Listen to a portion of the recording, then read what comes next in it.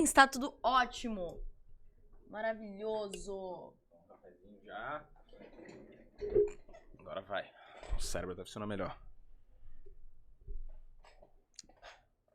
Simbora? Simbora. Gostei desse. Vamos. Caralho. Então vamos lá. Fala galera, tudo bom com vocês? Está começando mais um episódio do nosso podcast de investimentos, o Pode Investir. Estou aqui com a Maria Eduarda e hoje vamos falar sobre Ações. papo bom que a gente adora. Renda variável, né? Coisa boa, tomar um risco, perder um dinheirinho na bolsa. Perder dinheiro, coisa boa. Ver a bolsa sangrar. É isso aí. Psicológico tem que estar em dia, né? Nossa senhora. Primeira coisa, eu acho, pra investir em ações. Psicológico em dia. Coraçãozinho gelado tem que ser. Saber que com certeza vai entrar aí uma hora, vai dar alguma merda. Uhum. Com certeza. Sim. Assim, ó, eu gosto de deixar bem claro que quando a gente entra em renda variável, tá? É um dinheiro primeiramente para um longo prazo. Com certeza. Perfeito? Porque a renda variável a gente não sabe nunca quando que ela de fato vai... ela pode cair, né? Ao longo prazo ela vai crescer, né? Se a gente pegar uma boa empresa, né? Um bom investimento, a tendência é que ele vá, né, crescer. Mas imagina se eu preciso de um dinheiro daqui a um ano, eu boto uma renda variável e acontece alguma coisa, uma guerra na Ucrânia, né? Então, assim, o papel vai lá embaixo. Então, se eu precisar liquidar esse dinheiro, é quando eu de fato tô perdendo. A partir do momento que a ação ali, ela tá lá embaixo, né? Ela tá em vermelho, eu não tô perdendo dinheiro. Eu só tô vendo ali ela caindo, né? Tá desvalorizada. Mas, de fato, eu não perdi porque eu não liquidei essa ação. Sim. Né? Entrando em partes de ações, né? O que seria uma definição de ação aí? A ação ela é um pedacinho de uma empresa, né? Representado Legal. na Bolsa de Valores. Bem antigamente, quando começou a ter essas negociações, era um recibo mesmo que tu tinha, que valia, sei lá, eu tenho uma empresa, eu vou botar na bolsa, eu faço um recibo lá de que aquela pátria está sendo vendida. Se alguém quiser comprar aquele papel lá, tu ganhava até o papelzinho mesmo, né? Então, ela realmente é uma parte de uma empresa. Tu tá comprando e tu tá virando sócio de uma empresa. Né? Então a galera fala, não, mas quem tem ação é só um investimento e tal. Não, tu é sócio de uma empresa de verdade. Tem até participação nos lucros e tudo, né? Então, é uma fração de um negócio ali que tá adquirindo. Só não vai fazer igual aquelas notícias, né? A menina vai no Itaú Pois é. Vai na Disney, xinga o Mickey e fala que tá pagando salário. Aí vai lá ver, tem uma porcentagenzinha. A definição de ação é bem essa, né? A empresa, ela entra ali, né, na bolsa. Por que uma empresa entra na bolsa? Isso é legal a gente ter também, né? Entender. Porque tem empresas que são empresas gigantes e que elas não estão em bolsa, né? A partir do momento que ela entra na bolsa, ela tem algum objetivo. Ou ela precisa ali arrecadar capital para crescer mais, né? Quer expandir, né, os seus investimentos dentro da empresa, ou ela precisa pagar alguns sócios. É aí que às vezes está a burrada. Né? Quando a gente tem, por exemplo, um IPO, que é uma oferta pública inicial, quando uma empresa, de fato, entra na bolsa, né? A gente precisa analisar bastante isso, né? Qual que é o intuito dela ao entrar na bolsa de valores, né? E depois a gente precisa pensar assim, a partir do momento que a gente vai lá e compra um investimento na bolsa de valores, a gente já não tá mais pagando nada para aquela empresa. A gente tá negociando tudo isso no mercado secundário. Porque as pessoas não têm muito esse entendimento, né? Sim. Elas ficam assim, mas por que essa ação tá caindo se essa empresa tá dando lucro? Sim. A gente tem muito exemplo ali na pandemia, em que os bancos estavam lucrando, né? Como sempre, difícil não lucrar. Lucra no bom momento. Mas os bancos estavam caindo, né? Bastante. E a minha prima perguntou pra mim, Maria, olha só, se os bancos estão lucrando, por que as ações estão sendo negociadas abaixo, né? Estão caindo. Ela não conseguia entender. Eu falei pra ela, olha, a gente tem que pensar que as ações, né? O mercado de ações, ele é como se fosse um termômetro das notícias, certo? Então, guerra na Ucrânia, o presidente falou uma bobagem, alguma coisa aconteceu, as pessoas vão lá e especulam, ou vendem, ou compram em cima daquilo. Não tem nada a ver com a receita dos bancos ou da empresa em si. Eu gosto muito de pensar, né, e sempre falo isso também, que no curto prazo o mercado de ações ele é especulativo. Sim, né? Então, com uma certeza. queda muito brusca ou uma alta do nada, assim, pode ser, sei lá, o Elon Musk fez um tweet e a Tesla dispara. né? Então, Bem a isso. curto prazo é muito especulativo. Só que quando a gente estica isso, né, para um longo prazo, quando eu falo longo prazo, é tipo mais de 5 anos, pelo menos, né, 5 Sim. anos. Então, quando a gente estica isso para longo prazo, normalmente o preço da ação ela tende a acompanhar o crescimento de receita, crescimento de lucro, o crescimento da empresa mesmo, né? Então, o mercado meio que ele se autorregula e ele te dá um preço real, só que no longo prazo, né? Se eu for comprar hoje uma ação no meio de toda essa crise que a gente está vivendo hoje, né, com resquícios de pandemia, que acabou, tipo, deu uma quebrada na economia, com agora a guerra que tá com o petróleo também, que tá complicando o preço de tudo, né, inflação também lá em cima. Então a bolsa ela tende a cair, só que isso é um movimento de curto prazo, né? Foi bem como tu falou, o Itaú não deixou de lucrar bilhões, o Bradesco não deixou de lucrar bilhões, as grandes empresas americanas também não. Né? O que muda é que as pessoas estão com medo e daí, consequentemente, elas querem tomar menos risco. Então, quando a gente fala de ações, a gente está, sim, falando de um investimento que tem um nível de risco um pouco mais elevado. Né? Acho que isso é importante de frisar também para quem quer investir em ações. Vou pegar toda a minha grana e botar em ações. Cara, tem um risco maior do que tu botar numa renda fixa. Né? Então, tem que estar bem ciente quando for entrar nesse mercado. Perfeito. Primeiro ter a ciência, né, do porquê que eu tô investindo, quando a gente fala em ações específico, naquela empresa. Tô investindo porque o meu amigo tá falando. Isso é uma coisa que me irrita muito, sabia? Porque a pessoa, ao comprar um computador desse, ela vai lá e ela pesquisa em todo tipo de site. Né? Ela vai lá e pesquisa no Ponto Frio, na Americanas, na Amazon.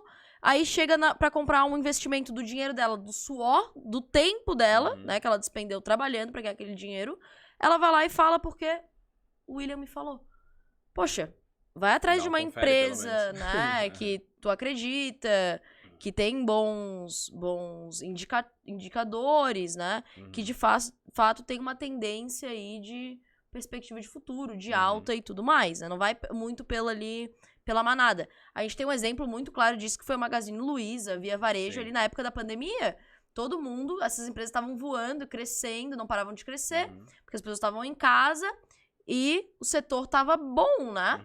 E mesmo assim, se tu for se olhar por números, ela tava cara. Né? Era uma ela tava muito cara, exatamente. Ela não tinha o que a gente chama ali na hora de comprar uma ação de uma margem de segurança, né? Que seria ali o valor da empresa pelo que de fato ela é negociada. Sim. Então tem que pensar que vamos supor, essa caneca aqui, ela custa por todo, né? Por que ela reproduz, custo de produção, tudo mais, ela custa R$5. E o William tá falando que ela custa R$10, né?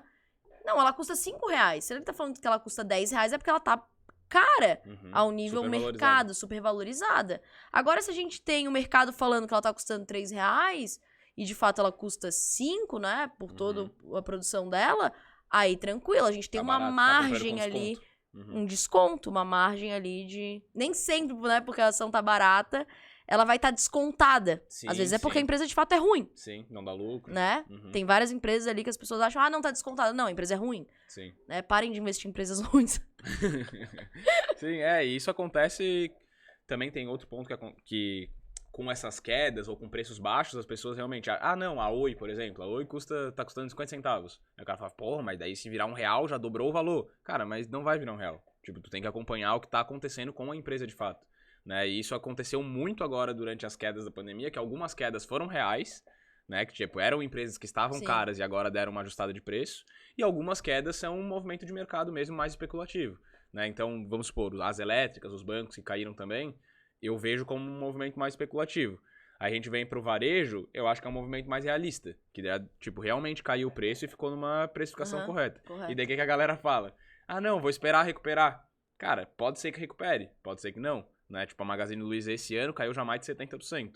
Para uma empresa recuperar isso, né? Tipo, se a empresa caiu 50%, ela não tem que crescer 50% para recuperar o valor, ela tem que crescer 100%. Sim. Né? Então a galera É aí que tá o jogo, né? Quero ver voltar 100%, Sim. Né? Isso é muito difícil. E daí isso é o que falta hoje, que eu vejo que muita gente, tipo, só compra por comprar, ou porque alguém tava indicando, como tu falou, e a gente tem que olhar um pouco mais números, né, na hora de comprar.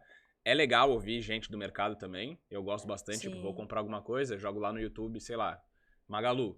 Que ações Magalu. Aí vejo o que estão falando, se é um momento bom pra comprar, se não é, pego algumas opiniões diferentes.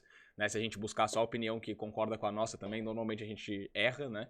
Até vai falar isso. Tu não acredita que a Oi nunca vai valer R$1? Eu acredito que vai quebrar antes de valer R$1. Não, é que, de verdade, assim, eu não gosto no mercado nunca de falar a palavra nunca. Sim, sim. Assim, porque eu acho que é muito louco. sabe? As tudo pode coisas são acontecer, muito com loucas, mas certeza. eu acho louco quem investe boa Aham. parte do capital e acredita muito na Oi, por exemplo. E por esse fundamento, sabe? Aí Tipo, sim, por esse motivo. entendeu? Se a pessoa, tipo, comprou hoje e ela realmente estudou, criou uma tese ali em cima que acha que vai dar certo em 2 anos, 5 anos, Sim. beleza, aí eu acho compreensível, assim. Mas tem muita gente que é tipo, caralho, Oi tá barata. Sabe? Tipo, Sim. por que tá barata? Ah, porque custa menos de R$1. Não é assim, né? Não é os 30 centavos do Barsi, não sei se tu sabe que história é essa. Não tô ligado. O Barsi, ele comprava Santander, na época, por 30 centavos. Barsi é o maior investidor, Sim. pessoa física Do Brasil. do Brasil, né, da Bolsa. Ele tem o quê? Uns 2 bilhões em patrimônio de pessoa física, eu acho. Nem sei exatamente. Investidos em tudo em Bolsa de Valores. E ele comprava por 30 centavos o Banco Santander. Todo mundo falava que ele era louco de comprar aquele banco. Não tinha porquê, não sei o quê, blá, blá. E Longo hoje prazo, né? a gente vê que os loucos éramos nós, né? Que Sim. as pessoas que falavam que ele era louco, que era de fato louco. Ele via algo que as pessoas ali não viam, né? A gente não, né? Porque eu não tava Sim. viva naquela época, mas eu queria Infelizmente, né? ter visto isso, né? Sim. Mas... eu acho que existem grandes oportunidades, assim, tipo, um banco que eu ganhei bastante dinheiro foi com o Banco Inter, por exemplo, que eu Legal. comprei lá no começo, não no IPO, mas, tipo, próximo ali do IPO quando teve. Compra no Nubank Achei também? legal. Não, no Nubank. Porque no Nubank eu achei muito esticado os preços, né? E o que é esse esticado que a gente fala, né? Quais são os fundamentos que eu olho principalmente? Não são só esses, mas eu acho que se a pessoa olhar 3 fundamentos, ela já consegue ter uma noção muito melhor do que, sei lá, 90% das pessoas que investem na bolsa, né? Que é o preço sobre o lucro. O preço sobre o lucro é quanto tempo que a empresa vai demorar pra te pagar de volta só com o lucro que ela dá, né? Pra se Perfeito. pagar ali. Mais conhecido como PL, né? Mais conhecido como PL. São números fáceis de achar, tu não tem que fazer conta, não tem que fazer nada. É só escrever, se tu botar no Google lá PL, empresa tal, tu já acha bem rapidinho. Eu gosto do site Fundamentos, que acha bem facinho. Eu gosto do essas Status informações. Invest. Status Invest é legal Status também. Invest é bom. Gosto do Trade Map também, que também tem essas informações. Então é fácil. Tipo, existem vários lugares pra encontrar. Mas o PL é um bem importante. Se a gente pensar hoje num imóvel, tipo, se eu for comprar um imóvel demora mais ou menos uns 30 anos pra se pagar só com aluguel, né? Alguns um pouco mais, alguns um pouco menos, depende da região que tu comprar o teu imóvel. Depende. Então, se tu achar um PL abaixo de 30, tu já tá fazendo um negócio melhor do que comprar um imóvel, né? E a gente tem várias empresas, né? Que Sim, negociam muitas. Então, tá com muita oportunidade na bolsa nesse momento, né? Então, por isso que é legal. Às vezes, a bolsa só cai, não vou mais comprar bolsa. Tem muita galera correndo pra renda fixa. Beleza, renda fixa tá interessante também pra comprar. Mas, cara, tá aparecendo muita oportunidade que pode demorar pra vir a aparecer novamente, assim, né? O PL da bolsa em si, desde 2016, se não me engano, não ficava tão baixo quanto tá agora. Né? Ela tá em 5,9 o PL da bolsa agora. Então, é muito barato, né? Se pagaria de volta em 5 anos. Abaixo da época do Covid, sim. o PL da bolsa tá hoje. Sim. Então, o que isso mostra, né? Se o P, que é o preço das empresas, sobre o lucro, né? Uma divisão simples ali, tá abaixo de 10, né? Tipo, já seria bem pouco. A empresa tá tendo lucro ainda, porque se ela não tivesse lucro, essa razão ali seria negativa, né? Então, ela tá tendo lucro e o preço dela tá barato ao ponto de em 5 anos a empresa se pagar de volta, né? Então, é muito pouco, então tem bastante oportunidade. Eu vi bastante bancos, assim, negociando a PL 6, 7, então, cara, são bancos que normalmente tem PL 14, 12, 10, né? Então tá realmente bem descontado. Então esse já é um indicador legal pra tu ver, tá, a ação tá cara ou tá barata. Né? Se o PL for negativo ali, tu já sabe que a empresa não tem lucro. Então já é um ponto também pra ficar ligado. E a gente entra em outra parte, né? Que daí são as empresas que têm dividendos. Sim, porque né? se tem lucro, tem que distribuir o lucro. O que é o dividendo, Will? O dividendo ele é o nome que é dado para distribuição de lucro da empresa, que ela pode pagar trimestralmente, semestralmente, uma vez no ano, mas a empresa tem que... Mensalmente, às vezes, né? Tem o Bradesco que paga mensalmente. Eu acho que a cada 2 ou 3, se não me engano. Bradesco é mensalmente. Não tenho certeza absoluta, assim, mas os bancos normalmente eles pagam em períodos menores de tempo do que, sei lá, as elétricas, por Agora exemplo. vou até ver isso aí. Um período maior. Pra não deixar o pessoal Sim. aí... Boa. Mas é a distribuição de lucro. Então a empresa ela vai trabalhando ali, apura o resultado de um trimestre ou de um mês e distribui o lucro daquele período ali. E por lei no Brasil elas são obrigadas a distribuir algum valor, né? Se não me engano, os setores têm até diferença de valor que eles são obrigados a distribuir.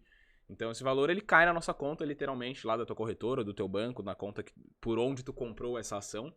Né, ela cai ali na tua conta e fica como um saldo disponível para tu reinvestir, para tu sacar, para tu fazer o que quiser. A dica é sempre que reinvista, né? O dinheiro que a gente aplicou em ações é para ações. Então, se ele gerou uma renda extra ali, reaplica essa renda extra, aumenta teu patrimônio mais rápido. Legal. Lá no futuro, quando tiver mais velho e tal, quer pegar esse dividendo aí pra curtir a tua vida, tá tudo certo, né? Não precisa também ficar reinvestindo dividendo pra sempre. Mas pra quem tá construindo a vida, quer aumentar patrimônio, o ideal é que se reinvista o dividendo pra tu conseguir crescer o teu patrimônio cada vez mais rápido. E assim, né? Nem sempre precisa reinvestir em ações, né? Sim, Às sim. vezes reinveste no que vai balancear a carteira ali no que Uhum. tá faltando, né? Porque às vezes Sim. tá muito pesado em renda variável, já tá muito exposto, vamos reinvestir um pouco em renda fixa, né? Uhum. Algo do tipo, né? Eu acho que essa consciência também é importante, porque às vezes quando a gente começa a ganhar muito dinheiro com renda variável, por exemplo, né? Lógico que cada investidor tem muito seu perfil, tem pessoas que só querem investir em renda variável, Sim. né? Tem o caso do Barça é um, né? Uhum. Ele fala que só investe em renda variável, que só investe em ações. Uhum.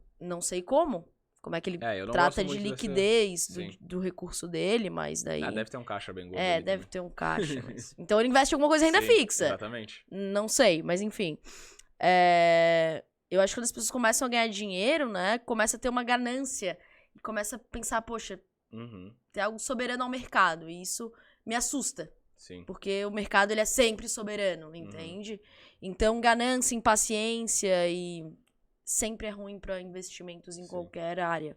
E tem uma coisa que é interessante também, tipo... Não tô achando do negócio do Bradesco. 2019 ali, mais ou menos, que a bolsa tava bombando e muita gente começou a investir nessa época aí, começou a ganhar dinheiro fácil, digamos assim. 2019 foi um ano fácil de ganhar.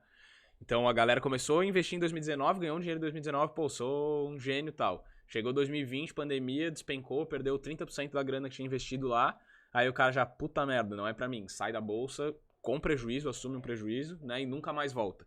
Então, acho que a galera que tá entrando, tá começando a investir, tem que ter muito claro que investimento é longo prazo, né? Em bolsa é longo prazo, que tu vai ganhar dinheiro, muito provavelmente, se fizer boas escolhas, Sim. né? Só que tu vai ter que aguentar períodos de baixa, né? E normalmente não, o que se indica a fazer, mas que muita gente não consegue, pelo psicológico mesmo, é quando tá baixo, tu compra mais. Quando tá alto, se tu quer vender alguma posição, é o momento de vender e não de comprar mais daquela posição.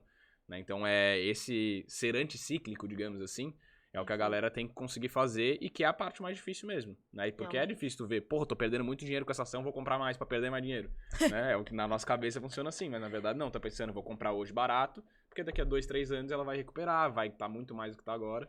Por isso que é muito importante tu acreditar, né? Porque a partir do momento que tu começa a acreditar na empresa, tu começa a realmente entender.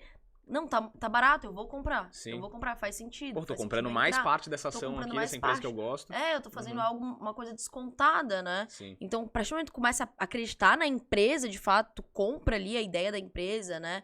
Tu vê ali quem são os gestores dessa empresa, tu vê os índices dessa empresa, tu começa de fato a acreditar e fazer sentido essa movimentação. Agora, se tu não tem nenhum apego, tu não entende por que tu tá comprando, é óbvio que na primeira queda tu vai se desfazer. E daí, com certeza, o mercado de ações não vai ser pra ti, né? Outra coisa que eu gosto de perguntar, como tu se sentiria se tu investisse ali R$10 mil e perdesse R$2 mil?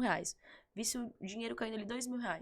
Ah, não, me sentiria tranquilo. Eu acho que é um pouco mais profundo que isso ainda, porque só falar é fácil.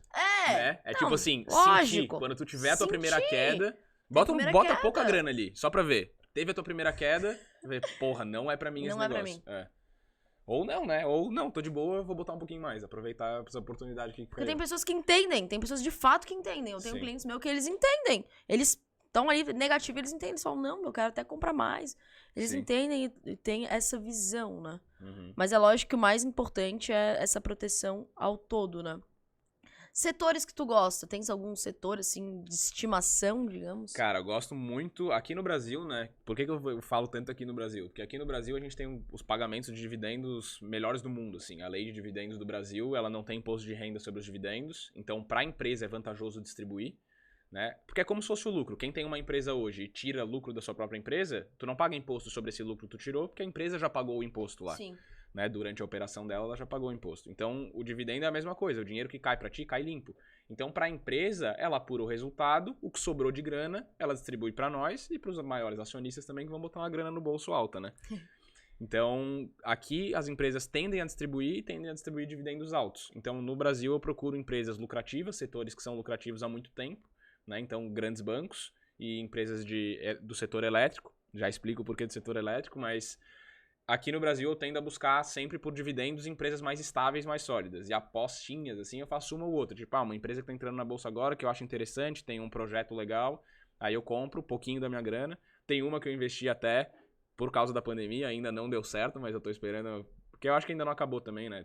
Não recuperamos a economia depois do Covid, mas foi na Azul, que é uma companhia aérea. Ela caiu muito durante a pandemia, porque a aviação diminuiu, e eu acho que ela tem um espaço para dar uma recuperada, que o governo já falou que não vai deixar Azul e Gol quebrarem. Então, por isso também eu fiz essa apostinha ali no setor de turismo. Mas é uma apostinha, é uma parte pequena da grana, né, que eu botei ali, que se eu perder, tá safe, né, tá suave, assim, não vou ficar preocupado com isso.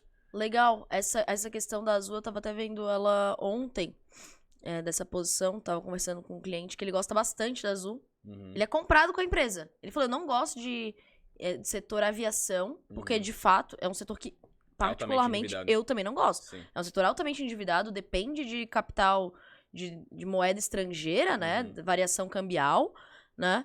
E a gente vê que não tem nada de perene, né? A gente vê empresas quebrando toda hora por causa desse endividamento.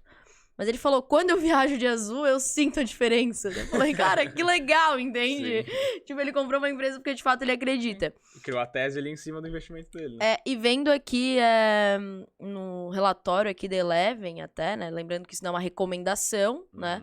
Mas aqui eles estão com um upside aí bem alto, de 170%. O preço total de 11. Então, o preço-alvo é de R$32. Antes de começar essa loucura toda que a gente tá vivendo aí os últimos 2 anos e meio, a Azul era uma ação que negociava R$60. Então, logo que começou em março ali de 2020, ela despencou pra 10. Então, cara, perdeu 6 vezes o valor.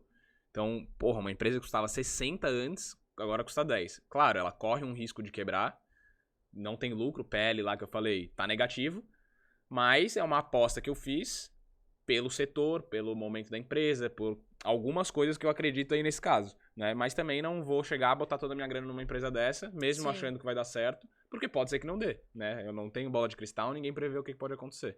Então acho que isso é legal também, sempre que a galera for investir, quer correr um risco maior com algumas empresas, tem que entender o risco que tu tá correndo, né? E não se expor de uma forma absurda, porque tu tem que estar ciente que tu pode perder dinheiro. Com certeza. Aí eu voltando aos setores, por que eu gosto do setor bancário? Eu tenho certeza que no longo prazo o Itaú não vai quebrar, o Bradesco não vai quebrar, o Santander não vai quebrar, o Banco do Brasil não vai quebrar. Então é um investimento mais seguro. Mesmo sendo em renda variável, a gente tem investimentos de um risco maior e investimentos de um risco menor, né? Então aqui no Brasil eu opto normalmente por um risco menor.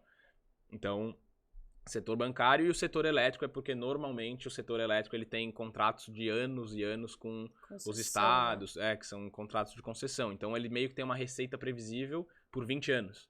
Né? E a conta de luz sempre aumenta, né? A gente vê que todo ano tem um reajustezinho pra cima. Então... E todo mundo precisa, né? Sim, exatamente. Não tem como eles não terem essa receita. Por isso que ela é muito previsível. E são empresas que não têm um endividamento alto. Normalmente as linhas de transmissão de energia já estão todas construídas. Vai uma ou outra linhazinha que eles vão ter que fazer um investimento para fazer a luz chegar em algum lugar novo, digamos assim. Então, normalmente não tem custos muito altos que não estão previstos. Né? Então, como o lucro é alto e eles são obrigados a distribuir dividendos, a gente vai embolsando ali o dinheirinho que vai ter o lucro todo ano, né? Não, com certeza. Eu gosto bastante também do setor de energia e ainda mais do setor de transmissão de energia. E até te perguntar, entre as preferidas ali, TRPL4 e Taesa, tens uma preferência? Eu gosto bastante da Taesa. Taesa, eu prefiro a TRPL4. Olha que loucura! Mas, cara, e assim, tipo, eu vou me apegando às ações, na real, porque como a gente tava falando antes dos fundamentos, dos indicadores e tal, quando eu fiz a análise, na minha visão naquela época, valia mais a pena eu começar a investir em Taesa. Daí meio que, sei lá, não faz sentido na minha cabeça ficar trocando, pingando de uma pra outra. Não, sim, claro. Eu, tipo, beleza, aqui tá construído o meu estudo, isso é uma outra coisa importante também, ninguém nunca vai conseguir estudar todas as empresas da bolsa. Sim. Né? Então, o que eu acho legal da galera fazer? Cara, eu quero setor elétrico. Qual empresa do setor elétrico que eu conheço e que aparentemente é interessante pra mim? SSS. Cara, estuda aquelas ali. Se tu achou um bom resultado dentro daquelas ali, já tá bom. Não precisa estudar todas as empresas dos setores, todos os bancos. Tipo, os grandes, beleza. Sempre considere todos os grandes bancos. Taesa tá pagando quanto de dividendos? Tens alguma noção? Cara, chegou a pagar 14, eu acho, ano passado. Pra esse ano a previsão tava pra 9,9, se não me engano. Então tá no mesmo patamar de TRPL4, tá pagando uns 8, pouco alguma coisa por cento. Eu sei o que paga bastante é aquela NBR3. NBR3, que ela é uma NBR3, o nome? Tem bastante opção, isso que eu acho legal também, né? Daí a galera consegue escolher o que mais chama atenção, os nomes que mais ouve. Isso é uma coisa importante até pra escolher como é que eu normalmente escolho uma ação. Primeira coisa que eu faço é escolher um setor, né? Então, qual setor que eu gosto, que eu tô afim de acompanhar? Porque se tu tá comprando uma ação, tu tem que acompanhar. Sim. Né? Então, qual setor que eu gosto? Desse. Beleza. Escolher o setor. Cara, separa algumas empresas desse setor que tu conhece, que tu nunca ouviu sobre escândalo de corrupção, sobre problemas internos de gerência e tal. Eu sempre vou por esse lado mais qualitativo antes de olhar número. Beleza, sobraram 5. Então, dessas 5 aqui é o que eu vou analisar de fato e ir pros números indicadores, né?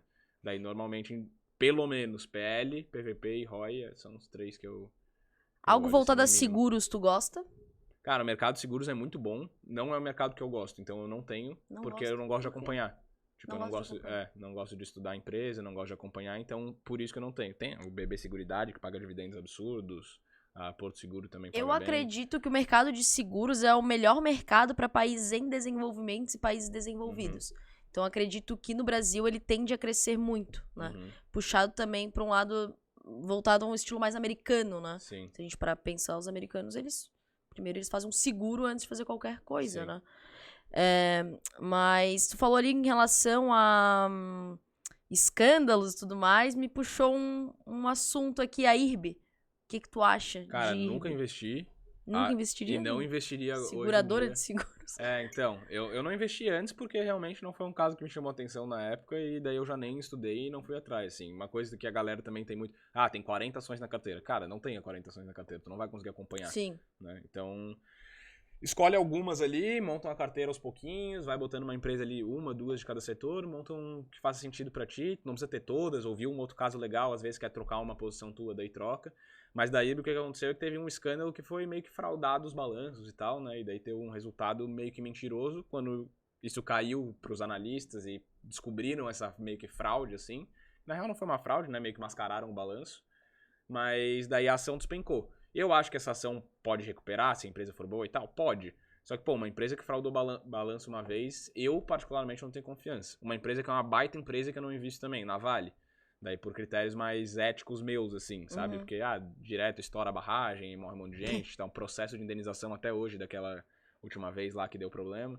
Então, eu sempre separo... São os 2 primeiros critérios que eu faço. Escolher o setor e buscar esses critérios éticos, qualitativos, aí depois eu vou pros números, né? Eu acho que é trabalhoso investir em tudo que tem algo muito ambiental.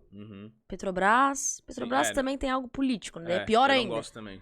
Daí Vale, tudo que puxa muito pra esse lado, ela acaba sendo muito mais volátil. Sim.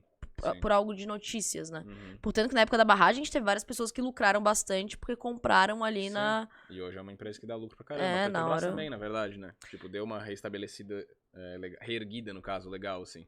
Só que são empresas que, pra mim, elas já não passaram nesse meu corte. Sim. O que eu digo sempre é que, tipo, na bolsa, todo mundo pode ganhar dinheiro. Tu pode escolher só um setor e ganhar dinheiro só com aquele setor. Então, é meio que escolher o que faz sentido pra ti, o que tu gosta de acompanhar, o que tu vai dormir tranquilo à noite... sem se preocupar com a tua carteira, porque tu fez boas escolhas, né? Então vai mais nessa linha, assim. Existe uma teoria que ela fala que após mais de 7 ativos diferentes, setores diferentes, mais de 7 ativos, né, na carteira, a gente perde o poder de diversificação. A gente começa mais a pulverizar do que, de fato, a diversificar, né? O que seria esses 2 conceitos, né? Quando a gente tem uma correlação positiva, né, no investimento, é como se a gente dissesse assim, eu tô comprando Itaú e Bradesco. Note-se que alguma coisa acontecer com o Itaú, o Bradesco vai pra baixo junto com o Itaú, porque são os mesmos setores. Agora, se eu tenho uma correlação negativa, a minha carteira sofre menos. Eu vou ter Ibovespa e dólar. Eles são sempre um oposto ao outro, né? Parece até um espelho, tá? Então, assim, é algo que a gente precisa também pensar bastante ali ao investir para proteger o nosso patrimônio. E outra coisa que eu acho legal também da gente estar falando quando a gente vai diversificar é não ficar preso ao Brasil. Né? Então, tipo, tem muita ação, tem ações bem baratas e interessantes, que pagam altos dividendos, só que a gente está num país, querendo ou não, um país em desenvolvimento, é um país que a cada 4 anos tem uma eleição que a gente não sabe o que vai acontecer e que tudo muda, né? Muda a lei, muda a regra. É um país que tem um risco grande, assim. Né? O risco Brasil, que todo mundo fala. Então a gente tem, realmente, existe. E a nossa moeda, querendo ou não, é uma moeda fraca, né? Infelizmente, assim, cara, uma moeda hoje, por exemplo, o euro tava 5,50, acho, ontem, e o dólar tava 5,30, né? Comparado ao real. Então, porra, a moeda dos caras vale 5 vezes a mais do que a nossa. Então, o mercado dos caras provavelmente também tem uma potencial ali 5 vezes maior que o nosso, digamos assim, né? Empresas mais estruturadas, maiores. Se falou de maiores empresas do mundo, a maioria é americana, né? Então, não tem por que tu ficar... Fora que aqui a gente tem muito pouca empresa de tecnologia, né? Então, não tem por que tu focar só em bancões brasileiros e elétricas, mesmo que sejam bons setores e seguros, assim, e não olhar para uma Apple, para um Google, tipo, acho que pelo menos ter esse olhar e diversificar a moeda, né? Que daí tu tá sofrendo com o dólar, digamos assim. Então, se o real caiu com relação ao dólar, a tua posição lá de fora segurou essa queda pra ti. A gente não precisa ir muito longe, eu acho, né? Nós somos um país emergente que consome totalmente globalizado. Essa televisão é bolsa exterior, o computador é bolsa do exterior, meu celular é bolsa exterior. Teu celular é o quê? Um Xiaomi? Tô brincando. O Samsung é bolsa do exterior. Mas a gente consome totalmente globalizado. Sim. E a bolsa americana, ela é 40 vezes maior do que a bolsa brasileira. Sim. Então, eu nem falo de sacanagem mesmo. Ela é realmente muito maior que a bolsa brasileira. Então, por que a gente não vai entrar em bolsa brasileira? Outra coisa, o investidor americano, ele não investe apenas na bolsa americana. Ele vai investir em uma porcentagem em países emergentes. Por que a gente não vai proteger o nosso capital? Sim. Uma coisa que eu deixo muito clara, se a gente tivesse dito a um argentino há 10 anos atrás pra ele proteger uma parte do patrimônio dele em dólar, se ele tivesse feito isso, como é que estaria o investimento dele hoje, né? Então, por que a gente não faz? Então, não se limite. Nós mesmos, né? Tipo, eu vi um resumo do primeiro semestre do ano, falando de investimentos. A Bolsa Brasileira caiu, o IFIX, né, dos fundos imobiliários caiu. Aí o que aumentou? O CDI, né, que é a parte de renda fixa. Então, tu tem que ter um pouco de renda fixa e um pouco de renda variável, que foi muito ruim o semestre para renda variável, mas para renda fixa ali tu garantiu um pouquinho. Sim. E o dólar foi o que teve a maior alta, né? Teve uma alta de 11% em 6 meses agora. Então, praticamente 2% ao mês. Né? Então, se tu tem uma parte do teu patrimônio em ativos dolarizados, né, tu provavelmente teve essa alta de 11%. As ações podem ter caído e tal, mas a parte do dólar tu ganha. Né? Daí a tese das ações é a mesma coisa que a gente está falando para o Brasil, né? Escolher boas empresas, indicadores legais, empresas que não se envolvem em escândalos, etc. Perfeito. Por hoje ficamos nisso? Ficamos nisso. Não vamos estender muitos nossos assuntos. Boa. Acho que a gente poderia ficar com puxando um próximo episódio, fundos imobiliários. Fundos imobiliários, gosto muito. Também gosto bastante. Então é isso, pessoal. É isso. De ações, por hoje o papo é esse. Se tiverem dúvidas, manda pra nós no Insta. Nosso Insta vai estar aqui na descrição. Ou deixa comentário aqui no vídeo também que a gente responde pra vocês. E até o episódio da semana que vem. Falou! É nóis. Cachorro. Sabe o que a gente devia fazer? Separar empresas. Maior pagador de dividendo, pá. Pra fazer Reels. Isso, tipo, a gente tem que sempre cuidar quando for falar disso pra não falar como recomendação só. Sim, por isso que eu falei ali.